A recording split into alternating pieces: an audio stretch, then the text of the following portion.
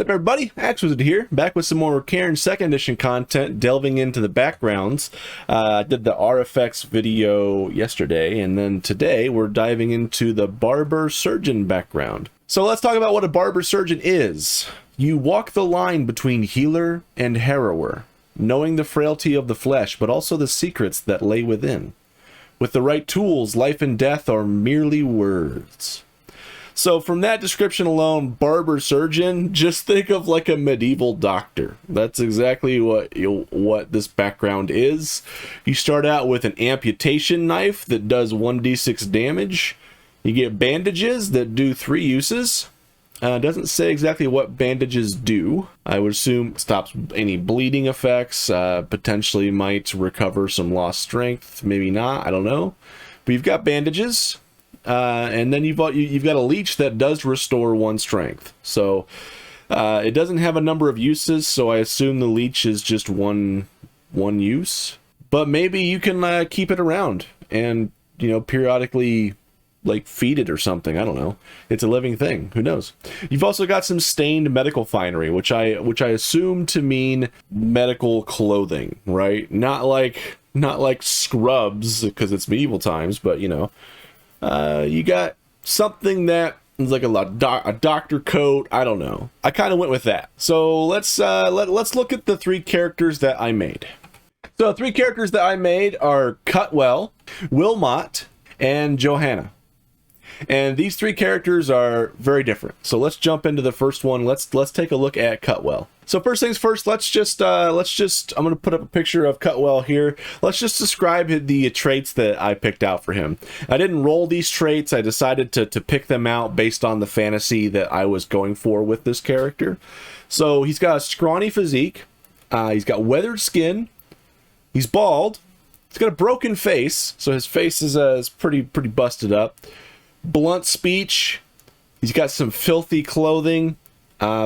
He's merciful, but he's also lazy. And if we take a look at his character sheet, you can see I filled it out. He's got pretty good stats. He's got 12 strength, 9 dexterity, 14 willpower, and he rolled 5 hit protection. So really good rolls there. He also started with 13 gold. So he's got quite a bit there. Now, let's talk about what makes Cutwell unique. So for the Barber Surgeon background, there's 2 tables to roll on once you pick that background. You get to roll for how you improved yourself, and you also get to determine what rare tool is essential to your work. Now, I didn't roll on these. I decided to pick out what best suited my needs for whatever fantasy I was going for this character. So for Cutwell, I thought it'd be really cool to go with number 1. You have a replacement eye that can magnify objects, acts as a telescope, and provides minimal night vision. You cannot wear anything metal on your head, and strong magnets make you deprived. So I thought this could be really cool. So you could see in the character art, he's got that fake eye or whatever. Well, this is a replacement eye.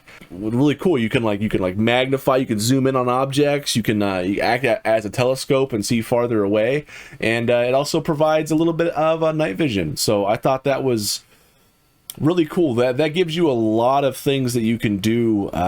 You know, for example, if you're exploring a dungeon or whatever, and your torch goes out for whatever reason, or your lantern dies, you still got a little bit of a vision to see what's going on until you or your party members can get the light source going back. Also, you can see stuff farther away, and you can also zoom in on things. So you know, you can it's sort of like having an eye that can act like a magnifying glass, but also like a telescope that can see farther away. So I thought that's really cool. And then when it came time to determine what rare tool is essential to his work, I went with the wound wax. So this heals wounds from fire or chemicals, restoring full strength, but nothing else. So it only works for fire or chemicals, and you get 2 uses. So depending on what type of baddies you're going to fight for, fire or chemicals means to me like, you know, fire, lava, acid, poison, like those are chemicals, right? So all that kind of falls under that umbrella for my interpretation of it. And then of course, if you're fighting like a crazy RFX or whatever, like if you're fighting, you know, maybe you're fighting my last character I made. Maybe you're fighting Ember. He has that polyphoric gel. That's definitely a chemical. So if you take damage from that, he can use wound wax to help heal some of that stuff. So my motivation for making Cutwell was I wanted him to be as much of a support healer as you can possibly be. So like, since Cairn it's more focused on like what you have on you, not necessarily classes. This is just a background. So this by all means doesn't determine everything that Cutwell is able to do as a healer support character. This is just him starting out. It's just his background as a barber surgeon.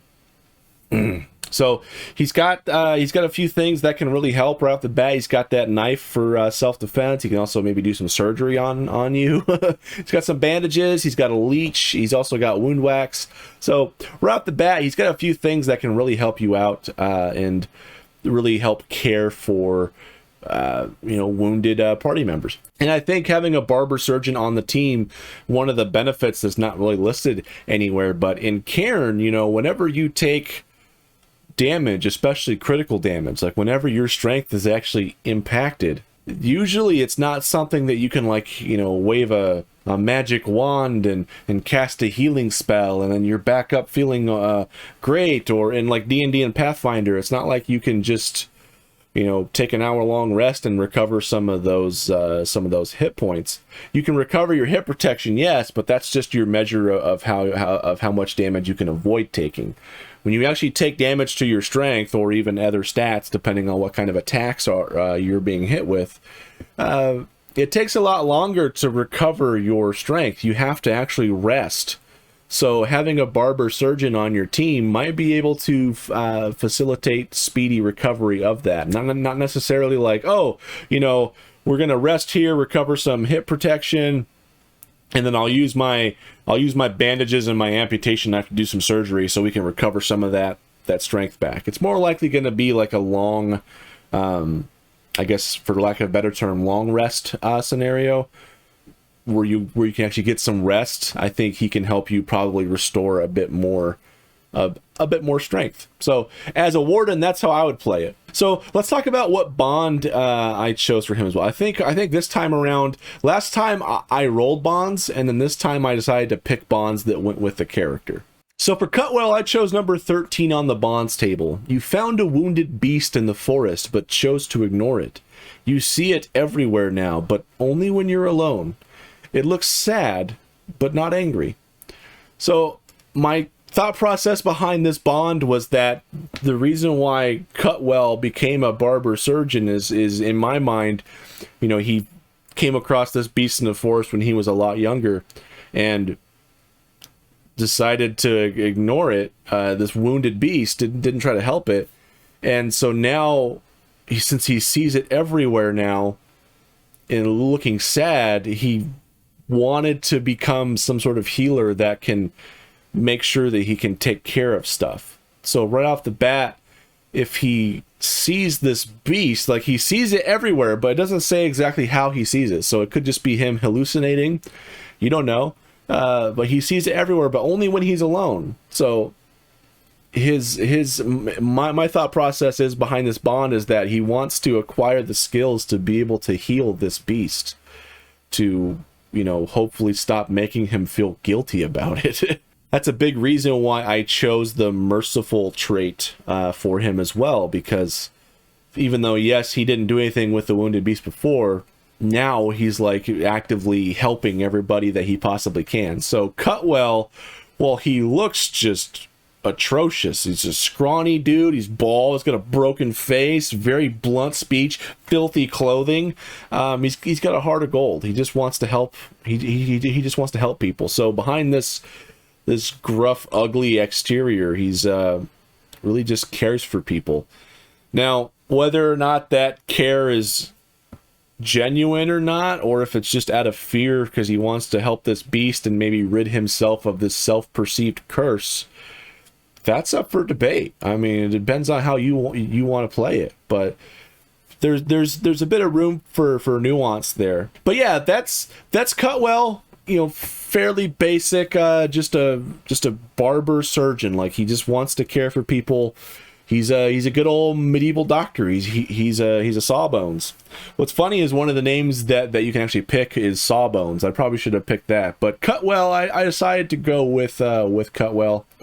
And yeah, so he's pretty basic for the Barber Surgeon background. It gives you a standardized set, so you're gonna find that each of these characters has some similarities, but again, they're all part of the same background. But the background doesn't determine like your class. The gear you have on you determines what you're capable of. So if you want Cutwell to be more capable in combat, well, you start with 13 gold. So you can go down to the shop and maybe you can buy a better weapon. I don't think you can buy a better weapon for 13 gold. You know, as you get more gold, you can deck him out how you want. Maybe you want him to wear some heavier armor. Again, since he has that replacement eye, he can't wear anything metal on his head. And magnets, you have to be very careful around magnets. There's a good mix of like things that you can do roleplay wise, and if you want to play for just if you want to play as just a carrying character that's just there to support the team, I think Cutwell is a pretty good pick for that. So let's talk about the next character I made, who I named Wilmot. That's the name I picked. So he's got a very rugged physique. He's got some scarred skin, wavy hair. He's got kind of a square face. His voice is gravelly, which can be hard to roleplay, but that's just how I imagined him.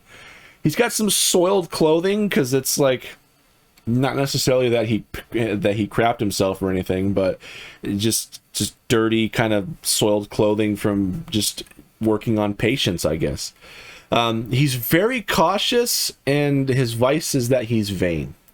So just from those traits alone, kind of gives you some interesting like roleplay dynamics just there alone. So first of all, the fact that he has soiled clothing, but he's also very vain, could be something that irritates him. Like he wants to, maybe like his first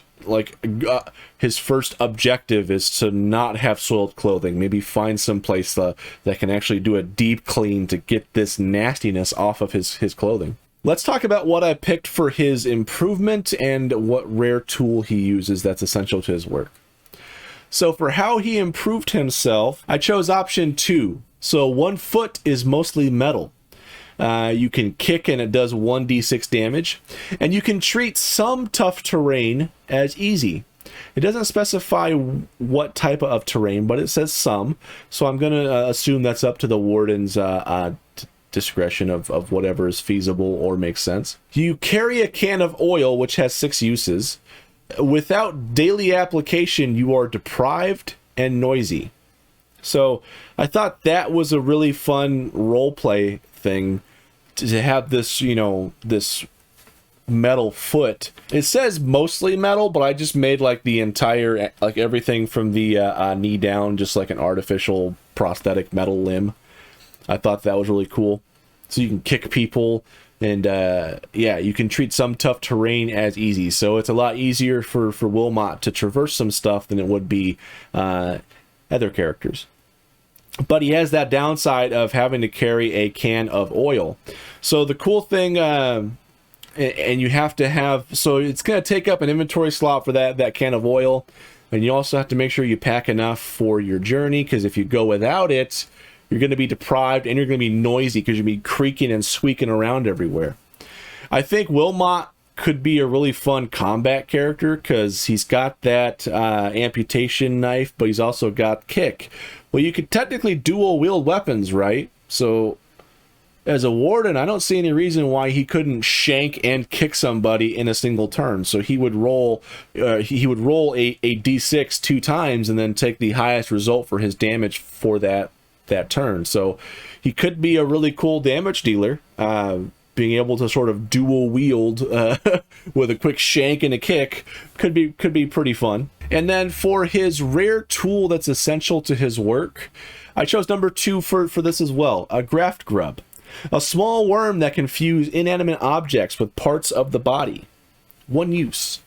So since he already has this sweet metal foot, the sweet metal leg, it could be cool to maybe fuse, I don't know, like a dagger on your other foot, and you could shank somebody with that. So you could do like a sweet, like Bruce Lee, like bicycle kick or something, and just like maybe you could do damage with that. I don't know. Graft Grub has a lot of, it's open-ended, so there's a lot of cool things that you can do with this. I mean, you could use it, you could fuse inanimate objects with parts of the body. So this could be used to augment yourself or somebody else in some way, or could really be useful to, I don't know, maybe if you're playing like a stealthy character and you want to sneak up behind somebody and I don't know, maybe pull them back into to like a metal post or something like that and pull them up and just graft them.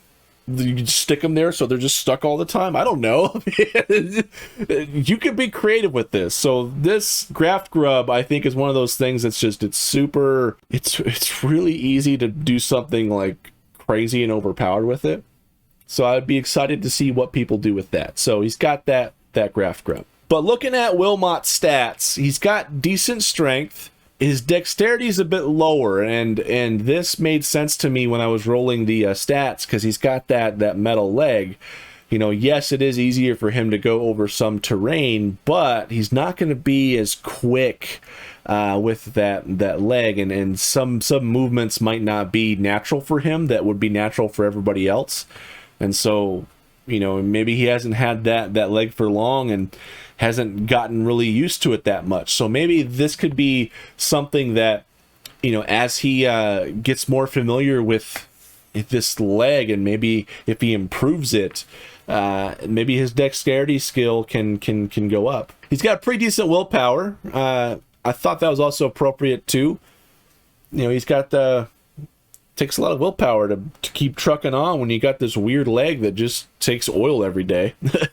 He's got decent hit protection. He only rolled a 3, so he can take, you know, he can avoid maybe 1 or 2 hits most, at most. Doesn't have any armor, and he's got 11 gold. So he starts out with a little bit of gold. He can probably go and get something else from the store, but that's what he starts out with. Now let's talk about what we chose for the bond for Wilmot. So the bond I picked was number 3. You carry a hand-drawn portrait, which is a petty item, doesn't cost any inventory slot, of a past love who disappeared into the woods long ago. Somehow, you know that they are still alive. So that right there, that's like Wilmot's driving force. He's got a hand-drawn portrait of a past love who disappeared into the woods, and somehow he knows that they are still alive. It's up to you to determine what or who that love is, but I think that is Wilmot's like desire. Like, he lost his leg, he has high willpower, so he decided to keep trucking. He's got this augmented leg, this metal leg that allows him to keep going. He can also use as a weapon, and he's searching for his lost love. So he's got that drawn portrait in his petty items there, and you know, that's his main focus. I should have made a note about that in my notes section, but for some reason I just didn't do that. But yeah, that's Wilmot. I think Wilmot's probably one of the easier characters to probably get into of these 3.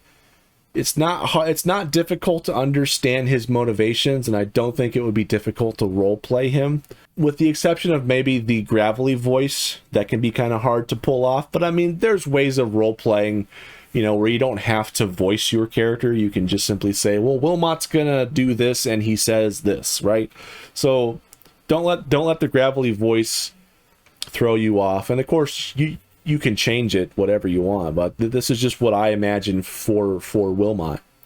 And again, since he's a barber surgeon, he starts out with the amputation knife, some bandages, and a leech. So he could potentially do some healing. Maybe he might be able to assist with people recovering lost strength after combat. So yeah, that's Wilmot. I think Wilmot's pretty fun to play. I think, albeit he's maybe a basic character, but I would say it's a pretty safe character to roleplay, especially in the And for second edition, where the gameplay seems more focused on like a longer term campaign, I think Wilmot would be a safe pick for that. So that's Wilmot. So let's talk about the next character, Johanna. Now, she's also a barber surgeon. I'm just going to read her traits. You can see what she looks like here. And we're going to go into some of her intricacies here based on what she picked for her choices. But she's got an athletic physique. She's got marked skin, long hair, which she has tied up, sunken face, a very whispery voice, kind of frumpy clothing. She's tolerant, and her vice is that she's craven. So she's kind of scared of stuff. She's a coward. So looking at her character sheet, she's got, you know, above average strength and dexterity, but her willpower is lacking. I think that really reflects her being a craven. So I think that goes pretty well. She's got 5 hit protection, so she's on the upper end of the hit protection range that you can roll just starting out. She also has 1 armor though. So this is the only character so far that starts with 1 armor. Let's talk about why that is. So let's take a look at her stuff. So let's take a look at how she improved herself and what tool is essential to her work. For how she improved herself, I picked number 5.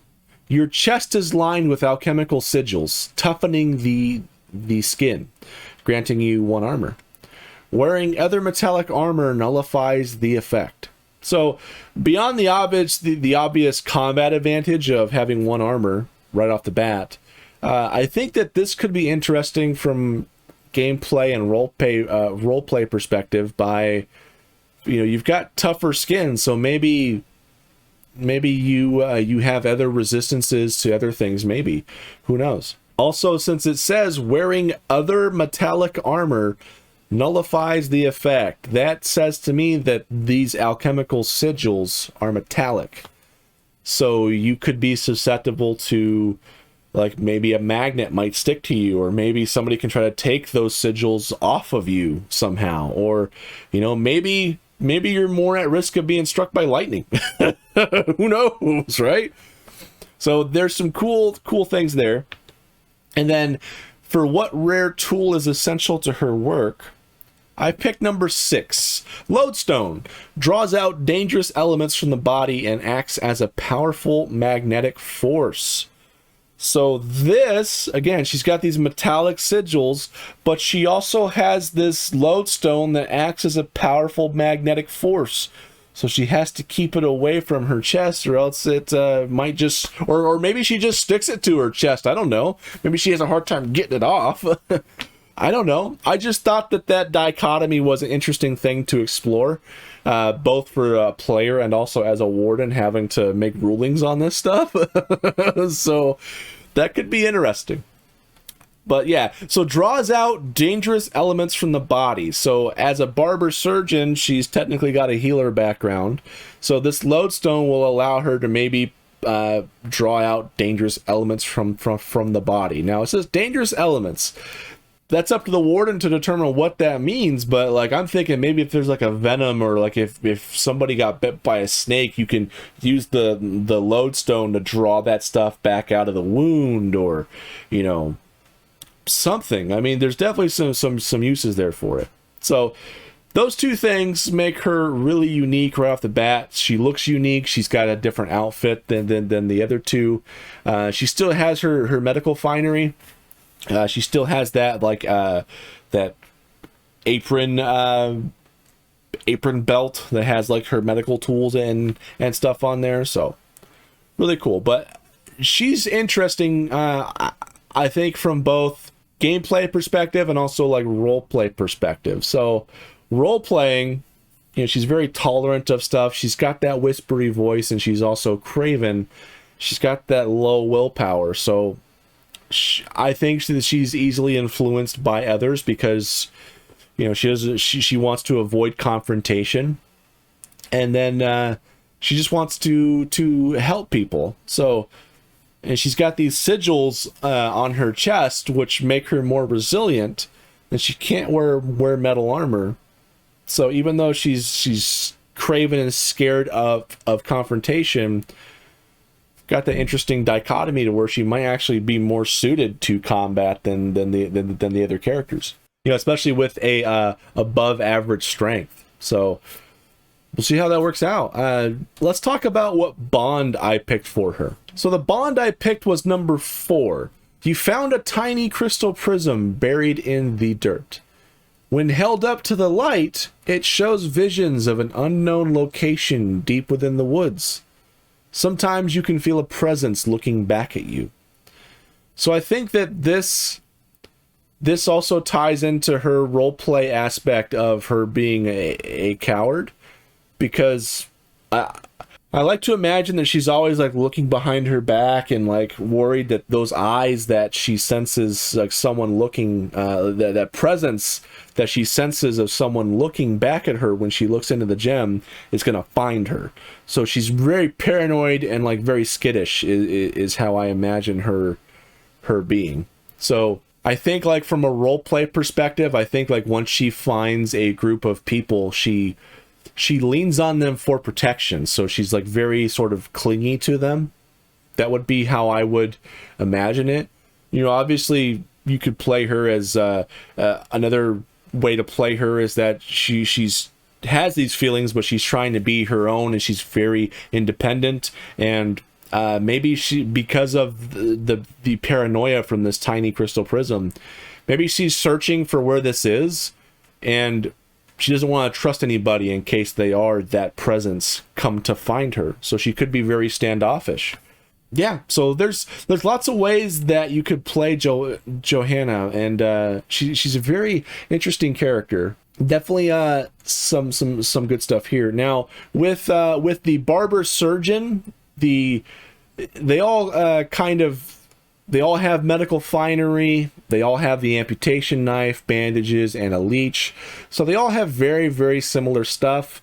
I know some of the other backgrounds have much more diverse, like starting choices that might give them other gear. Sometimes they might even get like a sword or like armor. So this is a pretty safe start. I think you get a decent weapon. It does 1d6. You get decent gold, and you've got a character that has room to grow and tell a very compelling story. So I think yeah. So that's Johanna.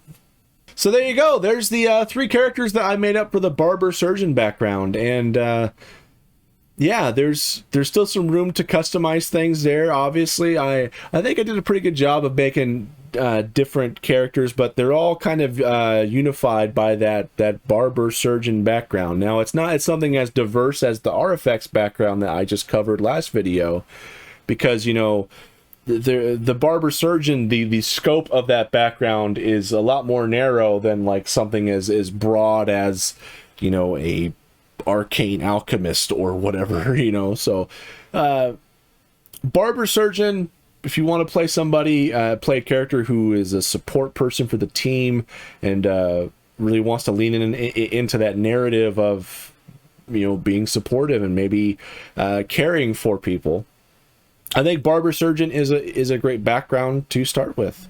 But keep in mind that this is just a background. This is just how your character starts. In Cairn, there is no class, so it's not like you're locked into this forever. It's determined by what equipment you have. So maybe after you explore a dungeon or two, or you do a quest or two, you get some money. If you want to play Cutwell and maybe you've got that sweet eye and you want to, I don't know, become this cool sniper, and you decide to get a longbow, and maybe you just become a sniper character. Who knows? That could be really cool too. So don't feel confined to just the starting choices here. This is just the seed that will grow into whatever you want it to be. So yeah, anyway, those are my thoughts. What are your thoughts? What did you think of the 3 characters? I thought Cutwell, Wilmot, and Johanna are very interesting characters. If I had to pick one to play, I don't know. They all have their pros and cons. I think from a gameplay perspective, I really would go for cut well because he has that eye. I think that's a pretty powerful thing to have. I think from a story and narrative perspective, like a role play perspective, I think either Johanna or Wilmot are also really good too, because they have coherent backgrounds that would make sense and give them a clear course for their motivations. So Wilmot, I think, is a safe bet if you're just kind of not sure what you want to do, and then again, him having that prosthetic adds some cool things. You know, you could do dual wield attacks in combat. That could be really fun. But also, Johanna starts out with those alchemical sigils, and she has that magnetic lodestone. So there could be some cool stuff there. And then the bonds and traits of those characters. Yeah, I can't pick just one. But the good thing is I don't have to. So let me know your thoughts. What characters tickled your fancy? What are there things I missed? Are there things I got wrong? Let me know your thoughts. I would love to hear it. And the next video I'm going to be working on is going to be the Beast Handler. And I've already got my 3 characters picked out for that. So look forward to that soon. Thank you so much for watching. I appreciate it. And I'll see you in whatever video I make next.